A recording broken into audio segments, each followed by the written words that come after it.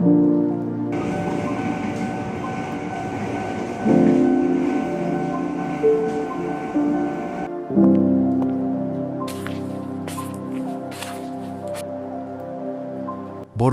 adalah candi Buddha terbesar di dunia yang dibangun di Jawa Tengah pada abad ke-8 hingga awal abad ke-9 Masehi. Pembangunan candi ini dilakukan pada masa dinasti Shailendra, penguasa kerajaan Medang atau Mataram kuno. Bukti keberadaan dinasti ini tercatat dalam berbagai prasasti. Di antaranya, Prasasti Karangtengah bertarikh 824 Masehi. Borobudur dibangun menggunakan lebih dari 2 juta balok batu andesit. Seluruh batu disusun tanpa semen, melainkan dengan sistem kunci, pasak, dan berat alami batu itu sendiri. Struktur Borobudur dirancang sebagai representasi kosmologi Buddha Mahayana. Candi ini terbagi ke dalam 3 tingkat utama. Tingkat pertama adalah Kamadhatu, yang melambangkan dunia nafsu dan hukum, sebab akibat karma. Tingkat kedua adalah Rupadatu, dunia bentuk, tempat manusia belajar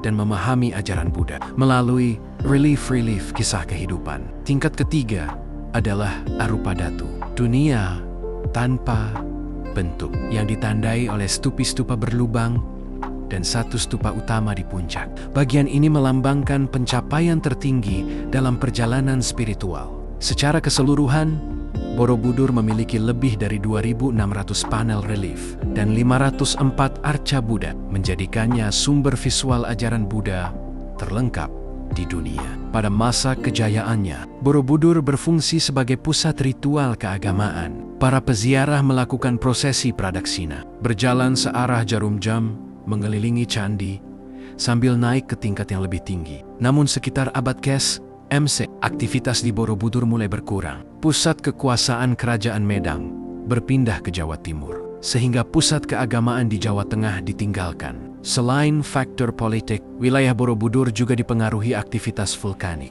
endapan abu gunung berapi, termasuk dari Gunung Merapi, secara perlahan menutup area sekitar candi tanpa perawatan manusia. Hutan tropis tumbuh dengan cepat. Pohon dan semak menutupi struktur candi, hingga Borobudur tidak lagi terlihat dari permukaan. Borobudur tidak runtuh karena perang dan tidak dihancurkan oleh manusia. Ia ditinggalkan, tertimbun, dan terlupakan selama berabad-abad. Pada tahun 1814, Borobudur ditemukan kembali atas perintah Letnan Gubernur Thomas Stamford Ravelet ketika Jawa berada di bawah pemerintahan Inggris. Sejak saat itu, berbagai upaya pemugaran dilakukan, termasuk restorasi besar yang dipimpin UNESCO antara tahun 1973 hingga ke 1983. Hari ini, Borobudur berdiri sebagai situs warisan dunia UNESCO